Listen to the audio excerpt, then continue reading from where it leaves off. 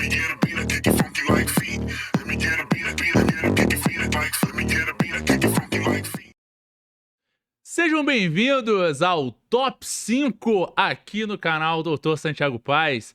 Eu sou o professor Santiago Paes, nutricionista, professor de educação física, doutor em educação física e também psicólogo.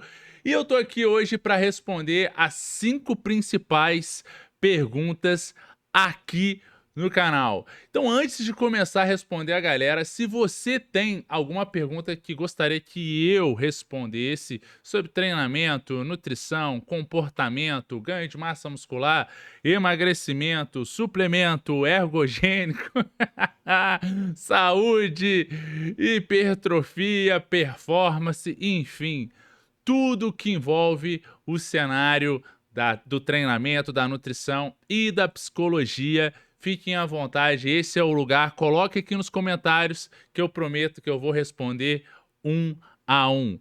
E começando então o nosso Top 5 de hoje, eu começo com a pergunta: não chegar à falha pode aumentar os resultados?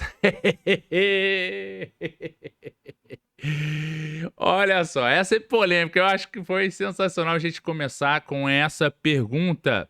Primeiramente, a gente precisa entender que não é preciso chegar até a falha para aumentar, maximizar a hipertrofia muscular. Os estudos têm mostrado que não há uma diferença tão grande quando o volume é equalizado. O que é isso? Quando o número de séries, repetições, carga é igual. Então você pode ter a mesma hipertrofia realizando 4 séries de 8 repetições, ou então você pode ter também a mesma hipertrofia quando essas 32 séries, essas 32 repetições são obtidas. E muitas vezes você pode obtê-las com 3 séries de 10 repetições e numa quarta você poderia estar realizando o número de repetições que faltam. Só que se você for analisar matematicamente, você vai falar assim: pô, Santiago, mas é a mesma coisa. Você realizar esse tipo de treino, só que só depois você vir complementar. Bom, aí que entra na jogada uma questão muito interessante, que é o quê? Na recuperação, você pode ter um tempo menor de recuperação e justamente por conta do quê? Por conta de não chegar até a falha. Quando você, ao invés de colocar 10 repetições máximas numa série, você, chegando próximo à falha, sabe que essas 10 repetições vão ser as finalizadas, e ao invés de realizar a 10ª repetição até a falha, que necessariamente deveria te dar um tempo maior de recuperação para que na série subsequente você conseguir manter esse número de repetições, o que acontece? Você, ao invés de ter 10 repetições máximas, você pode realizar 9 repetições máximas e, consequentemente, ao invés de realizar essas 10, ficar com uma menos, o que a gente chama de repetição na reserva. Então, nessa repetição na reserva, o que acontece? Você ganha tempo de recuperação. Ou seja, se você não fez as 10 repetições máximas e poupou uma, necessariamente você não vai precisar daquele tempo a mais que você teria se você realizasse essa repetição. E aí, olha só que interessante, nesse processo, a série subsequente, você já vai realizá-la num tempo de recuperação menor. Isso é muito interessante porque, a depender do nível de treinamento do indivíduo, você consegue recuperar mais rapidamente, porque esse indivíduo está muito bem treinado, ele tem uma atividade enzimática maior, ele tem uma atividade proteica maior, que faz com que essa recuperação possa ser um pouco mais rápida. E aí é muito interessante o que? Esses 10 segundos aí que você ganha fazendo uma repetição a menos, deixando ela na reserva, quando você vai juntando pelo mesmo tempo total dessas séries, né? O tempo total que a gente está falando é o quê? O tempo de cadência para cada repetição, tanto na fase ascendente quanto na descendente. Então, suponhamos que você faça aquelas 10 repetições. Quando a gente está falando do tempo total, para uma cadência de 1 segundo para ascendente e 1 segundo para descendente, você tem 2 segundos a cada repetição. Então, se você fez 10 repetições, então você vai ter 20 segundos de execução de movimento. Com o seu tempo de recuperação, que pode ser de 90 segundos mais ou menos, ou até mesmo dependendo da maneira com que você realiza esse movimento, pode ser até mais quando você tem uma cadência maior, só que nesse caso a gente está colocando aí 90 segundos. O que acontece? Quando você deixa de fazer a última repetição, você ganha algum tempo de recuperação e, ao chegar na segunda série, você consegue ter aí uma recuperação reduzida, né? E, consequentemente, na segunda série, ao invés de fazer 90 segundos, você ali com seus 70 segundos, 80 segundos mais ou menos, você ganhou 10 segundos ou 20 segundos de recuperação, dependendo do nível de treinamento. E aí, quando você junta 3 séries com esses 10 ou 20 segundos aí que você conseguiu ganhar por conta dessa repetição na reserva que você deixou, se você somar essas 3 séries, você está ganhando ali quanto? Você está ganhando mais ou menos de 30 a 60 segundos. E isso é muito interessante, por quê? Porque quando você fizer a quarta série, porque você só fez 9, então no caso, ao invés de fazer 30, você fez 27, mas somando esse tempo que você ganhou aí de recuperação, entre 30 e 60 segundos, você pode fazer uma nova série. Só que se você for analisar na matemática, somente 3 repetições já contemplaria 30 repetições. Mas ainda você tem tempo. Então você poderia estar fazendo aí mais umas 6 repetições, né? Então, nesse mesmo tempo, ao invés de fazer 30 repetições, você deixando uma na reserva, você realizou 36 repetições, ou seja, você ganhou 6 repetições.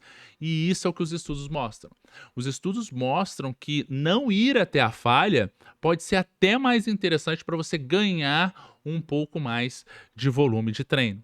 E isso fazendo uma relação também com o que a gente chama de estratégia time eficiência, estratégias de time eficiência, muito, muito bacana. Ou estratégias time eficiente, é o melhor termo, seria muito interessante. Então, pensando nessa possibilidade, sim, não chegar até a falha pode até aumentar os seus resultados.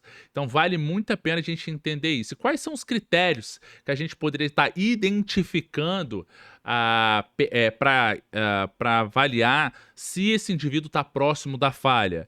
A gente tem o padrão de movimento, né? Um padrão de movimento, ele muitas vezes ele começa a perder um pouquinho de qualidade, porque está próximo à falha.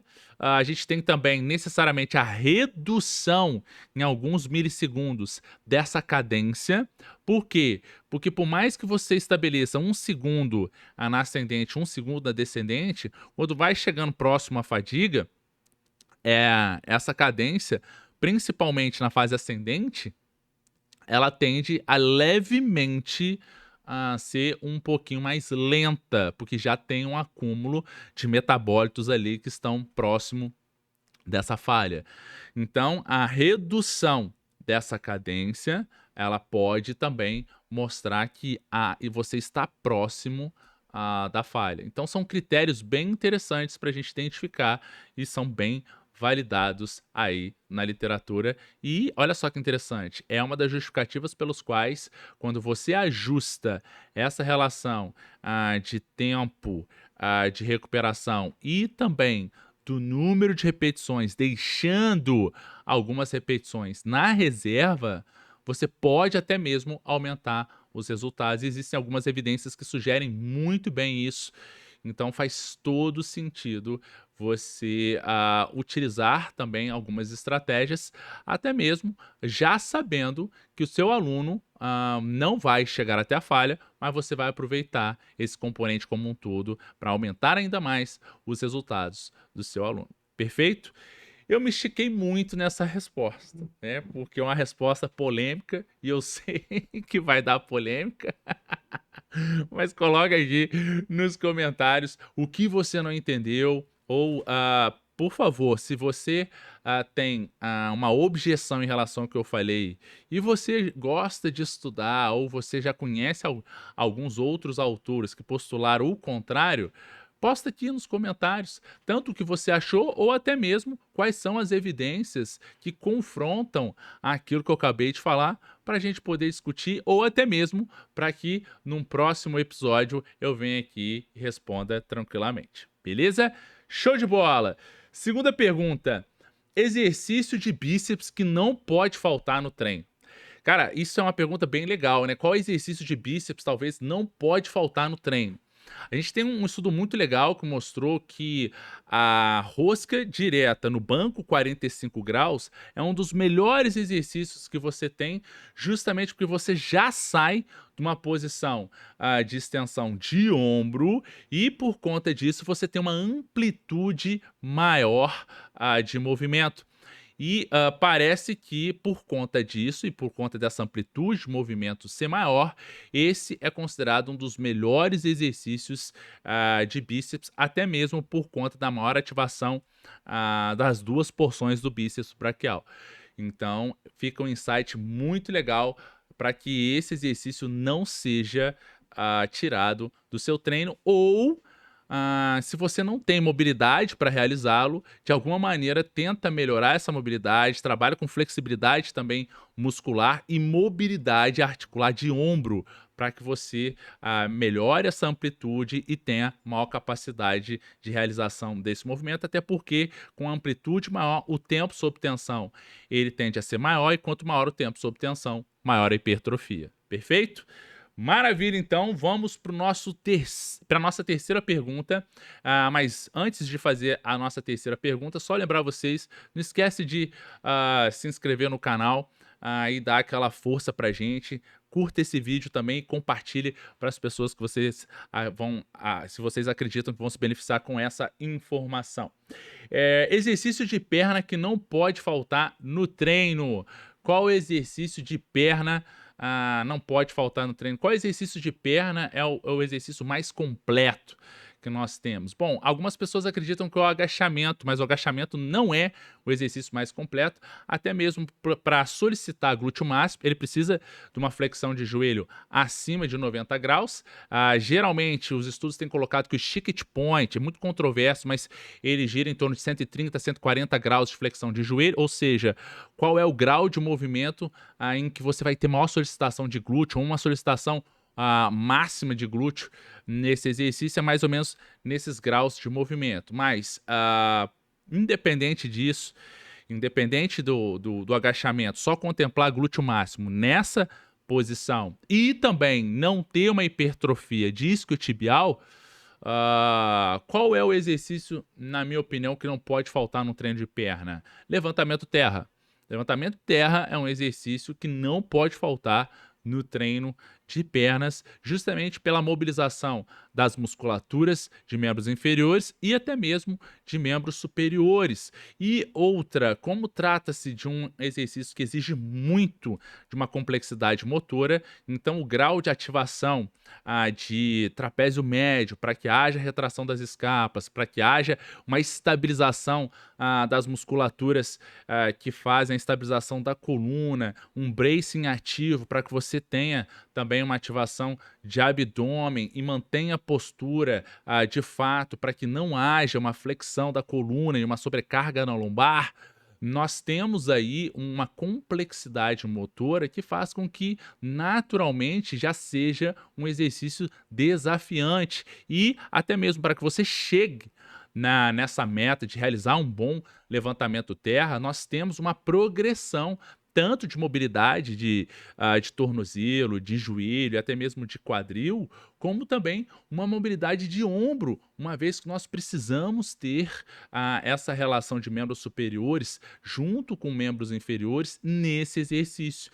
Então, a gente tem uma efetividade muscular e também uma interação entre diversos grupos musculares que fazem, na minha opinião, o levantamento terra seja muito interessante, tanto para os eretores de coluna, quanto também para glúteo, tanto também para isquiotibiais, quanto para quadríceps também, e até mesmo gastrocnêmio. Então, na minha opinião, é o exercício que não poderia estar faltando num treino de pernas, perfeito? Quarta pergunta: exercício de tríceps que não pode faltar no treino. Então, nós temos um estudo muito legal que mostrou que o tríceps francês, né, ou seja, aquele movimento no qual a gente tem um tríceps acima da cabeça, nós temos o que com esse exercício? Nós temos uma solicitação maior dos grupamentos de tríceps braquial. E por conta da posição desse exercício ser mais alongada, os estudos têm mostrado que a hipertrofia nesse músculo é maior. Então, quando nós fazemos o tríceps acima da cabeça, numa posição acima da cabeça, ou seja, o mais famoso tríceps francês, nós temos uma relação muito interessante de favorecimento em função do alongamento já dessas fibras que mostram-se ser mais interessantes na hipertrofia como um todo de tríceps. Então, na minha opinião, é um exercício que não pode faltar no seu treino de tríceps. Perfeito? Quinto tópico, quinta pergunta. 3 erros que comprometem os resultados na musculação. Cara, que pergunta ampla.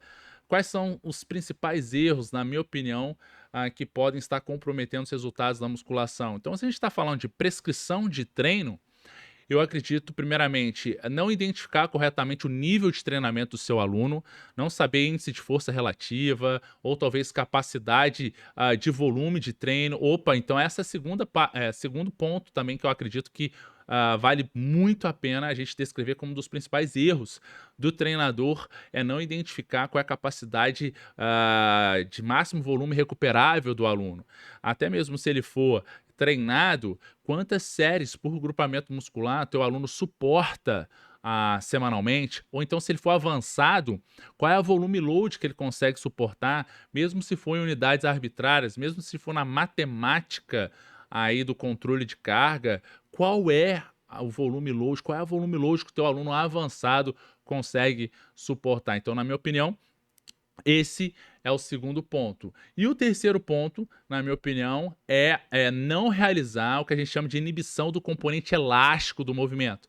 O que é inibição do componente elástico? Quando nós temos um alongamento da musculatura e depois o encurtamento, que a gente chama de ciclo de alongamento e encurtamento muscular, na transição desse alongamento para a volta do encurtamento, ou seja, finalzinho da excêntrica para a gente voltar para a concêntrica, há um aproveitamento desse movimento. Isso é muito comum que as pessoas façam, ao invés de ao final dessa transição, uma isometria para dar uma paradinha no movimento e depois iniciar novamente a fase concêntrica. Quando você não inibe e se aproveita esse componente elástico, muito comum no CrossFit por conta de ganho de potência, né? Na musculação a gente não quer essa... Na verdade, a gente pode até aproveitar essa potência, mas na musculação a gente privilegia o tempo sob tensão de uma maneira também que a gente não tenha o que muitas das pessoas chamam de impulso, né?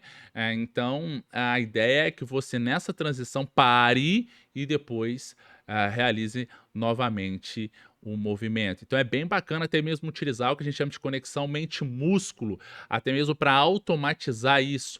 Ao invés de você pensar levanta, levanta, levanta, você pode pensar na seguinte forma: esmaga, voltou, esmaga, porque até você falar esmaga, é como se você tivesse uma cadência maior, e isso automatiza o cérebro a estar realizando os movimentos, uma cadência ótima, e nessa transição fazer a isometria para que não haja esse aproveitamento elástico. Então, na minha opinião, esses são os 3 erros que o treinador comete ao não identificar no aluno essas questões. Se você gostou desse vídeo, não deixe de curtir, compartilhar para quem você acredita que vai ser beneficiado. Coloque nos comentários o que você achou. Se você tem mais perguntas, coloque aqui as suas perguntas para que nos próximos episódios eu possa estar respondendo. Muito obrigado e a gente se vê no nosso próximo vídeo. Valeu! Let me get a beat, I kick it funky like feet. Let me get a beat, I kick it funky like feet.